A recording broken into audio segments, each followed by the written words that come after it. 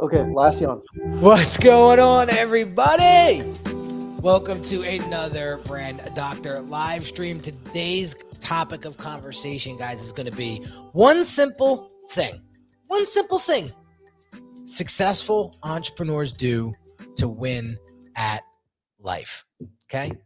This is a story, a real life story that literally happened last week that I want to share with you in regards to feeling as a business owner like your head's not in the game, like you're losing control or you're losing momentum, you're losing steam.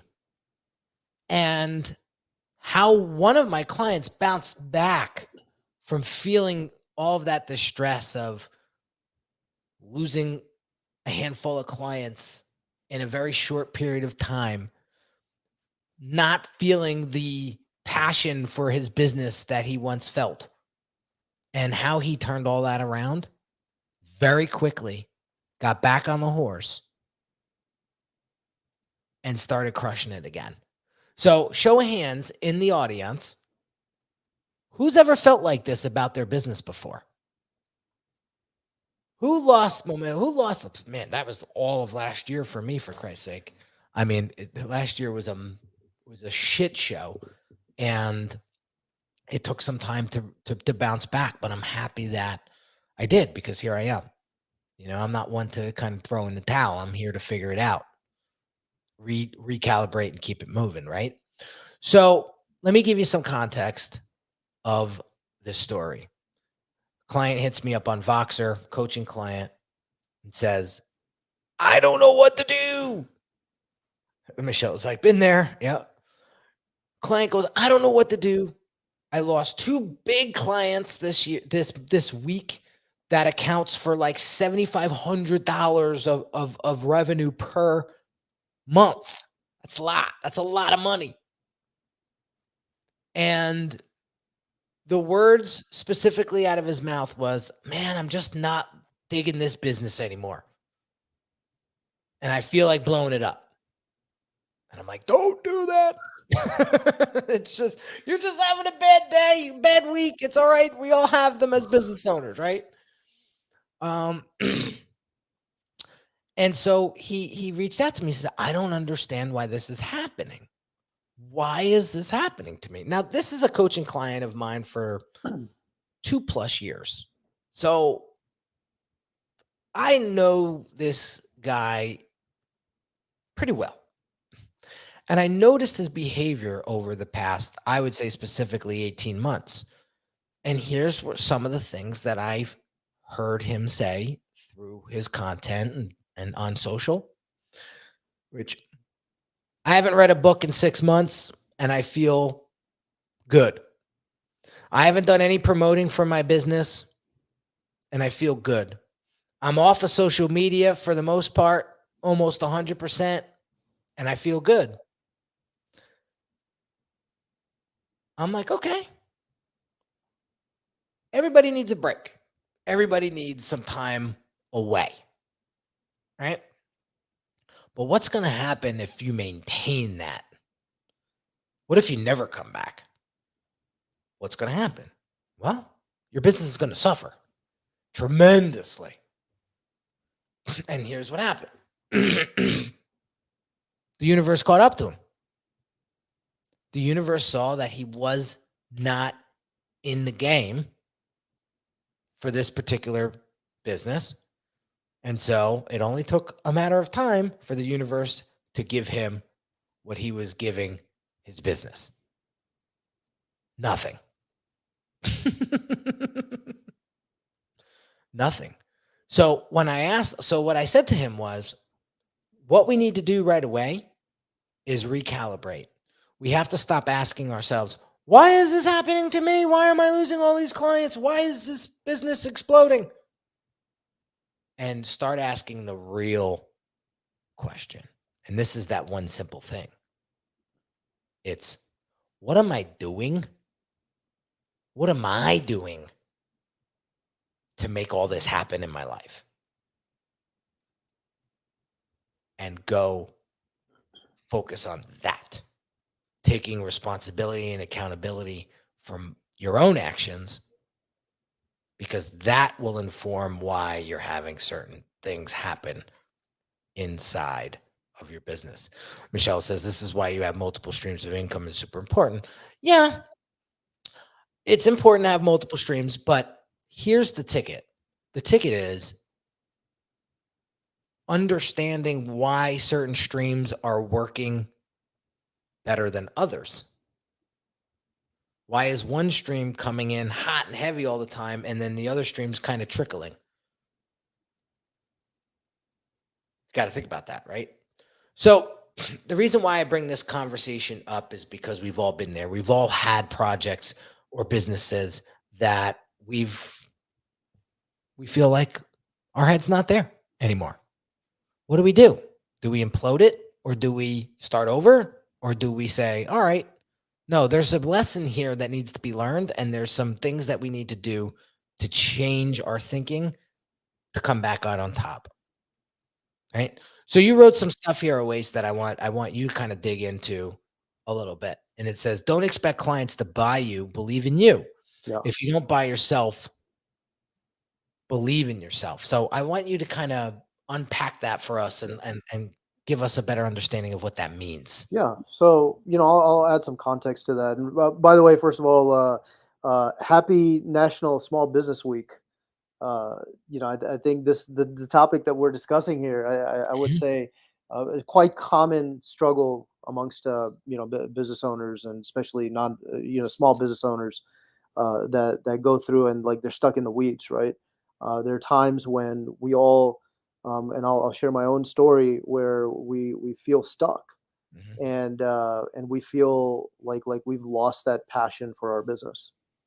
So, uh, a year ago, last January, when we were starting all our stuff on Clubhouse, how often was I talking about imposter syndrome, Mhm. right? And I would say, uh, and the way that I was talking about imposter syndrome was particularly about having that inner dialogue, and what that inner dialogue is telling you. And when you have that conversation routinely happening in your mind, well, what do you think is going to happen to the way that you show up, your Mhm. behavior, your posture, the way that you're speaking, and how that translates over to the way that someone is now perceiving you? Mm. You're Mm. not going to be looked at as an expert. You're not going to be looked at someone with that has certainty in what they're bringing to the table. And if you're not selling certainty, you're selling anxiety. Yeah. Something that I highly recommend everybody watch. I was watching it yesterday and it was very inspiring. So on Netflix, Oprah interviews Olivia Davis. She was the actress that starred in that show, very, very popular. Um, oh God, something Diary of oh God, I can't think of it. Anyway, amazing actress, amazing actress. Um, and she came out with a new book. And the book was all about her life growing up. And Oprah even said, I thought I grew up poor, but like you grew up po. And she goes, I didn't even realize what poor was until I read your book. Right. So this is just putting into context what Olivia Yeah. Davis went through as a kid. Right. But Oprah said this one thing that really stuck out to me, and I wanted to share it with you today. She said, courage is the cure. Courage is the cure. And she explained why it was no surprise that Olivia Davis came out on top and became one of the best actresses in the world after going through all of that struggle as a kid. And right, Viola Davis. Viola Davis. Sorry, Michelle. Yes, Viola Davis. Phenomenal actress. Phenomenal actress. Thank you for that correction. I knew it was on the tip of my tongue. Um, but she said your courage has gotten you to this point in your life. And I thought to myself, man, does that resonate with me? There's so many times I wanted to throw in the towel, but courage kicked in and was like, no, you're not done. No, you got this to do. No, you still got to make this happen. No, you're not ready to give up. This isn't your time to give up yet. Right. And I kept trucking along, and boom, things would break, things would snap, things would get better. And I just thought of that, and I was like, courage is the cure, man.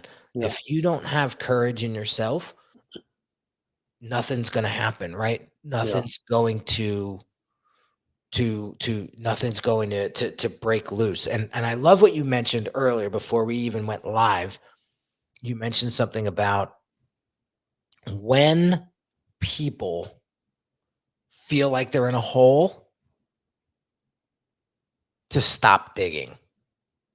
And if you could share with us a moment in your life, Awais, where that happened to you, where you said, man, what the hell am I doing?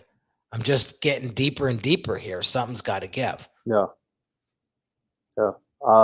2019 was probably that defining year for me, where I was coming in from a winning year. I doubled I doubled my revenue the year before, so I was feeling super confident, and started adding team members here.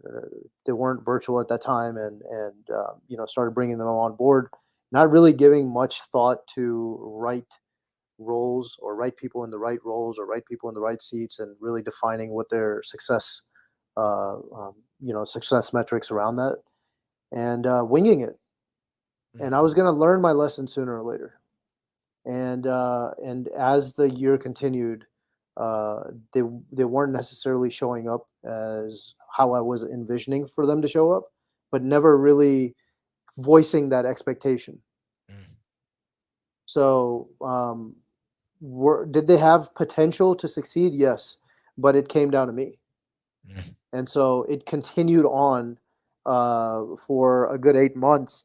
By the end of that year, I had lost close to six figures. Hmm. And that's just a piece of it. That's just piece of that loss. There were moments throughout that year where I would just get up and I would just leave, and I'm without contact. They're calling me. I have checked out and left my place of business. Hmm. I can talk about that today because I've been able to overcome all that. Yeah. But when you talk about your client and your client having lost his passion for the business and that drive or energy, that's what was happening at that time. Yeah. So I appreciate you sharing that with us, because it's when you're losing at that capacity, you feel like that's it, we're done. Pack it in, let's figure something else out. Right. And we'll chalk this up as a big loss. Yeah. I love what Scott put here. Our lives should be about the rise, not the fall. Without the courage, we'll Absolutely. never fight. Absolutely. I couldn't agree with that more. Yeah. So when my client reached out to me with this issue, I could have took it a couple different directions, right? Now, I could have said, all right, why are you losing all of these clients, right? I didn't want him to focus on that, because I knew that he had a new passion. And the new passion was a little bit of a variation of what he's doing now inside of his business. Instead of doing a lot of the labor intensive stuff, not him, but his team and stuff, what he found great joy in was consulting with his clients and helping them with game plans and strategies and like the thinking part of the business, right? The thinking part of marketing. And so he had actually got a few clients to pay him 10 to 15 grand for 5 hours of consulting, which I thought was phenomenal, right? So he had a huge passion for consulting. And he goes, I want to evolve my business into more of a consulting firm. I said, okay, great. So then there's no reason to worry about why you're not retaining these clients if this is where you want to take the business. So I immediately asked him, okay, well, what are you doing? What actions are you taking to focus on getting more consulting clients? Don't worry about what you're losing. Focus on what you're gaining. Yeah. And put all your attention in that. Easier said than done. Because when it's happening to you real time, what does it feel like? It feels like people are taking from you. It feels Exactly. like things are being taken from you. So Your time the is limited. only the natural response is what? To kind of grab and hold on. Yeah. But You've immediately gone into this scarcity mindset. yeah, what are you holding on? What do you hold on to? Yeah. A bunch of stuff that you don't even want anymore. So it didn't make sense to me. So I said, I'm not going to tell him to focus on that. I'm going to tell him focus on what he wants.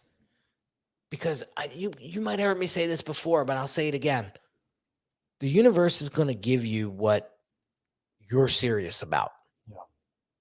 And if you're serious about consulting clients, it's going to give you more consulting clients, but it wants to see how serious you really are. And this is where effort comes into play. This is where effort and attitude come into play, because effort and attitude are going to get you what you want, right? If you have a negative attitude, you're not going to get what you want. And I wish wish people understood the simplicity of that. You being in this funk is not going to get you more clients. It's not going to get you more business. Yeah. It's only going to give you more funk. And look, so when you asked me earlier how I stopped digging myself into the hole, I finally, thankfully I had trusted advisors, people around me that were coaching me through all this. The main thing really was pause, step away from the business, and just really reset, go into this whole mental reset, and then shift the narrative in your mind, right? From it being, oh man, this is spiraling out of control. What do I do? What do I do? More importantly, how can I fix this? Just like you asked, what actions are you taking to attract the consultative engagements? So it was the same questions that I had to ask myself. Like, okay, well, what am I doing to repair this situation? Or take it in the direction that you want. See, Yeah. we all have the capacity. We all have the control to take our lives in the direction that we want to take it in. It's, for whatever reason, we like to give up on that. We like to give that power away. We like to give that control over to external things that shouldn't have that control to begin with. That's why it's so important to keep your head strong and to keep your mindset strong. That's why I have, rituals in the morning and in the evening that keep my head strong. And I really feel like I'm in a really strong headspace now. I almost feel like I'm in somewhat of a little bubble, but I like being in here. I like being in here because I feel very confident in where I'm going and what I want to do with my life. And that's the frequency people pick up on, because people want to be led. People want to get around people that are strong, that are confident, that have the ability to lead. Again, there's so much you can learn from being a pet owner. There's so much you can learn from Cesar Millan, the dog whisperer. I've been digging into his stuff for almost like over a year now. And some of the stuff that he says about dog training is so relatable to life and in business as a business owner. It's like unbelievable. It's unbelievable. And so, I'm always paying attention to that. And why do you have more obedient dogs than others? Why are some dog owners have so much control over their dogs? Is because the dog picks up on their leadership. their dog isn't scared about Yeah. what direction to go in when you're walking it. They don't question it. They don't question it because they know you are leading the walk. Right. I just started a new regiment with my dog, and always like overnight, dude, my dog is like a soldier walking with me, where earlier, well, before that, he would pull a bit and then he would get a little tired and then he would get into it. Mhm. Now it's right out of the front door. He's walking like a soldier, not 10 minutes into the walk. Completely different experience. He Why? trusts you. Yeah, but here's what happened. I trust myself more with him. Because he's a strong dog. He's 70 pounds of muscle. Oh man. And he's a big dog, right? Like the force behind this dog is incredible, especially when he locks onto something that he wants to grab. So I said, I cannot have that when I have guests over. I cannot have that when I want to enjoy a walk, right? So I had to get my mind straight. And what I realized was I need to show this dog how to walk and correct him every time he's trying to dominate the walk. And 2 walks later, it's like I'm walking a different dog. Wow. So to tie this back into business, tie this back into branding, tie this back into everything that we're talking about today is the one simple thing that successful entrepreneurs do to win, not only at life, but in business, is they stop pointing the finger. They stop asking the question, why me? And what they do is their awareness, their self-awareness is so tuned up that they ask the question, okay, this is happening. Why is this happening? Yeah. What am I doing to create this? Because this does not happen by itself. And then based on that question, they start to make change. They don't just sit in it, they make the change. And that's when life changes. That's when business changes. So it's going to be interesting when I have my coaching call with my client tomorrow, and I ask him, okay, what have we learned over the past week? And what are we doing to course correct, recalibrate, refocus to help this business get to where you want it to be? And then we go from there. Right. And so it's very important that we catch these things early. If there's anything in business that makes you successful, it's self-awareness. Hands down. Yep. Hands down. It's knowing who you are, knowing who you're not, and having those conversations with yourself that need to be had. And being gentle, not being, a bully to yourself. That's another thing that's a topic for another day.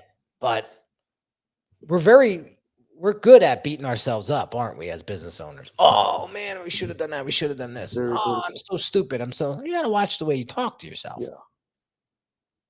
If you wouldn't talk to your son or daughter that way, or your wife that way, why would you talk to yourself that way? Something I had to learn over time. As much as I hate bullies, I was bullying myself for a long time and didn't get me too far. It's one thing to say and tell yourself, don't give up, or you can do this, or you can overcome this. Let's figure out a way. You see, these are proactive sort of conversations that you're having with yourself. But if you're beating yourself down and saying, okay, you're nothing, you're not going to amount to anything. What do you think if you're going to feed yourself a steady diet of that type of a message? Mm-hmm. What are the results of that going to be? Horrible. Yeah. It's going to be horrible. You're going to get everything that you didn't want. Yeah. You're feeding your self-limiting beliefs. That's it. So we'd be surprised. Steven says, Peter says, self-awareness in itself equals success in life, period. Yeah. That's it. Once we get that established, that's right. People ask me all the time, business brand or personal brand, what should I be focusing in on? right? I was just on a podcast the other day and I told them I'm always going to triple down on personal brand because that's your identity. That's your reputation. That's when your name pops up in conversation, whatever attributes come to mind. Yeah. That's you. And I would argue that your business brand is actually an extension of your personal brand. Agreed. Total 100%. Because your origin story, that's unique to you. That's it. It's it. It is. I couldn't agree with that more. So that's where when I see disconnects, like when I see somebody that has a high standard and has this and that, and then when I look at their business branding and I'm like, there's a disconnect here. This isn't what you're saying. This isn't what you stand for. This doesn't represent you. This looks lazy. This looks like what everybody else is doing. And that's because they invested in a cookie cutter solution. That ain't going to get you far, guys. Yeah. I tell you right now, right? You're going to see a big shift in my content moving forward because when I took some time away last weekend, I was in Disney with my family and got a chance to get away from business a little bit and just like kind of reflect and figure out where I wanted to go with my content strategy moving forward. I said, I'm not going to fall into the pit that all these other creators are falling into, where my reels got to look this way and my stories got to look this way, and I got to keep putting out content on how to do this and how to do that. And no, I am going to put out content that reflects who I am, so people have a better understanding of how I think. Because if I could attract like-minded people by sharing how I think and my interests and my values and all of that through the way that I want to create content, that's going to make me different, right? So you're either into it or you're not. There's no wrong answer there. So you're going to see a lot of different content coming out from me personally moving forward, because I don't want to get pigeonholed. I don't want to be plopped into a bucket full of everybody else that does what everybody else is doing. And that, I believe, is everybody's downfall in business. I get the whole model success thing. I don't get copy what everybody else is doing because it's working. No, I don't. You got to do whatever's original to you. Yes, and that's again another topic for another day. But we'll not do that. We'll not do it.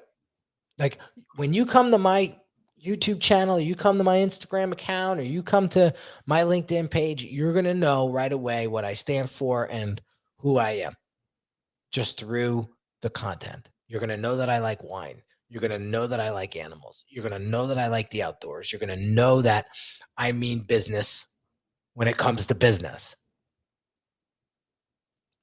I don't need to show you how to design a logo.